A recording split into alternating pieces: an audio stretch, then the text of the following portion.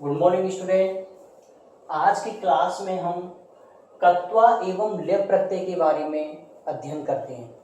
अब देखिए, कत्वा और जो लेप प्रत्यय है दोनों ही प्रत्यय कर्या करके अर्थ में प्रयोग किए जाते हैं। अब इनमें से हम कोई सा का प्रत्यय का प्रयोग कर सकते हैं, मगर उसमें कुछ अंतर भी है। अब देखिए,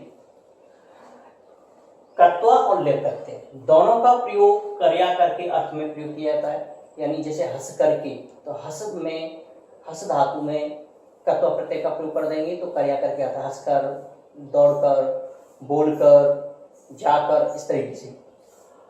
इसका त्वा शेष रहता है, कत्वा का त्वा शेष रहेगा, यानी जहां पर भी प्रयोग होगा उसका त्वा ही प्रयोग होता है। कत्वा प्रत्यय और लेप प्रत्यय दोनों के रूप नहीं चलते। पुल्लिंग, स्त्रीलिंग, नपुंसकलिंग, एक वचन, द्विवचन, बहुवचन में सेम रहता है, उसमें परिवर्तन नहीं होता। यानी इससे बना हुआ शब्द अव्यय होता है। अव्यय का अर्थ होता है जो इसमें कोई परिवर्तन नहीं हो। तो यानी इसके रूप नहीं चलते। पुल्लिंग है, स्त्रीलिंग है, नपुंसकलिंग में सेम रहता है। तो नेक्स्ट अब देखिए, ये तो होगी एक सामान्य जानकारी। अब जब हम प्रत्यय और धातु को मिलाते हैं तो कुछ परिवर्तन होते हैं किसी शब्दों में या धातुओं में, तो वहां उसके बारे में हम जानकारी प्राप्त करते हैं। देखो, अगर कोई धातु आकारांत है, दीर्घ आकारांत धातु है, तो उसमें बिना चेंज किए हुए त्वा जुड़ जाता है। कत्वा प्रत्यय का त्वा शेष रहता है तो त्वा जुड़ जाता है। जैसे ग्रहा प्लस का त्वा तो घ्रात्वा, ग्रहा में होता है सूंघना, तो अर्थ क्या होगा? सूंघ करके। स्नान होता है स्नान करना, तो स्नात्वा स्नान करके, इस तरीके से। अगला नियम देखिए, यदि किसी धातु के अंत में ई हो, ई का अर्थ है ह्रस्व अथवा दीर्घ, कोई सी भी हो सकती है। ग्रामर में अगर जैसे ई आ रहा है तो इसका मतलब दोनों से है। उ और रिकारांत, यानी इकारांत, उपकारांत और रिकारांत अगर धातु है जिसके अंत में ये स्वर हैं, तो वहां पर भी बिना चेंज किए हुए त्वा प्रत्यय त्वा जुड़ जाता है, यानी कत्वा प्रत्यय का त्वा जुड़ जाता है। जैसे क्री प्लस कत्वा तो कृत्वा, जी प्लस कत्वा तो बराबर चित्वा, यानी इसमें कोई परिवर्तन नहीं होता है। नेक्स्ट नियम है, यदि किसी धातु के अंत में हलंत मां या ना हो तो इनका लोप हो जाता है। यानी किसी धातु के अंत में मां है या ना है तो इसका क्या हो जाता है? लोप हो जाता है। तो जैसे गम प्लस गत्वा, तो ये मां का लोप हो गया, डायरेक्ट त्वा जुड़ गया, इस तरीके से। तो गत्वा शब्द बनता है। हन प्लस त्वा हत्वा, मार करके।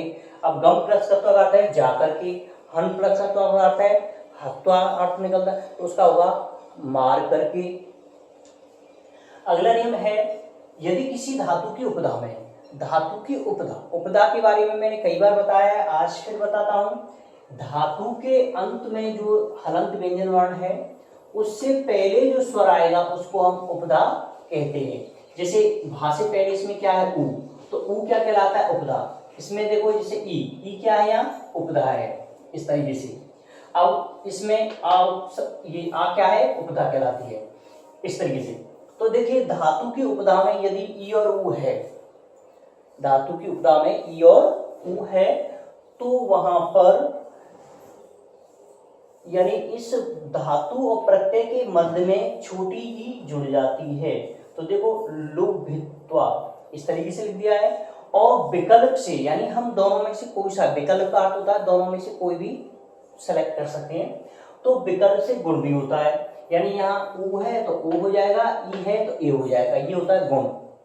ठीक है, तो यहाँ उ है तो उ के स्थान पर ओ होकर के लोभित्वा हो गया, यानी गुण भी कर सकते हैं और नहीं भी कर सकते, दोनों हैं। लिख प्लस कत्वा, तो लिखित्वा भी कर सकते हैं और लेखित्वा भी कर सकते हैं। तो यानी गुण करेंगे तो ये कंडीशन निकलती है और नहीं करेंगे तो ये हो जाएगी, यानी दोनों में ई जरूर जुड़ जाती है। नेक्स्ट नियम है, यदि किसी धातु के प्रारंभ में हुआ है, ये सभी प्रत्ययों में नियम लगता है, हुआ के स्थान पर उ हो जाता है। यदि किसी धातु के प्रारंभ में हुआ है तो हुआ के स्थान पर उ हो जाता है और ई भी जुड़ जाती है प्रत्यय और धातु के मध्य में। तो देखो, वस प्लस कत्वा, तो वस, तो यहाँ हुआ है तो हुआ के स्थान पर उ हो गया। अब ये जो सा है, इससे पहले यदि अय आता है तो सड़क वाला सा होता है। अगर कोई अन्य स्वर चेंज हो जाता है इससे पहले तो सड़क वाला सा सड़कों वाले सा में परिवर्तन हो जाता है। तो देखो, यहाँ तो आ कंडीशन है इसलिए सा है, मगर यहाँ अब उ हो गया तो ये सा सड़कों वाले सा में परिवर्तन हो जाता है।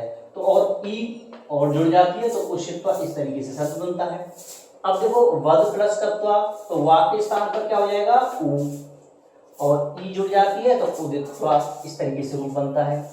अब जैसे कथ जैसी जो धातुएं होती हैं, यानी जो धातु रूप चलते हैं कथयति कथयते, तो इसमें कथ जैसी धातु जो एक फिक्स होती हैं कि ये इस तरीके से चलती है, चोरे चोरयति इस तरीके से होता है, या पूजयति, तो ये जो धातु होती है कथ के अनुसार चलने वाली धातुएं, उसमें य और जुड़ जाता है, ऑलरेडी कहीं भी प्रयोग होती है तो य जुड़ता है, तो य और ई और जुड़ जाती है ऐसी धातुओं में। तो यहाँ पर देखो कथ प्लस कत्वा, तो यही कथ जैसी धातुएं होती हैं उनमें य और जुड़ जा, य और ई दोनों जुड़ती हैं, तो कथयित्वा इस तरीके से ये रूप या शब्द बनता है। तो देखिए यहाँ पर वैसे आपको इतनी जानकारी देना जरूरी नहीं था, फिर भी आप जब प्रत्यय करते हैं तो बुकों में दे रखा होता है डायरेक्ट एग्जाम्पल। अब एग्जाम्पल में जब परिवर्तन होंगे तो आपको कंफ्यूजन होगी, सर यहाँ ई कैसे हो गई, ऊ कैसे हो गया, ये चेंज कैसे हो गया। तो इसलिए मैंने कुछ जनरली नियम जो होते हैं या जो बनाए गए हैं उनको मैं यहाँ पर आपके लिए लिखा दिए हैं।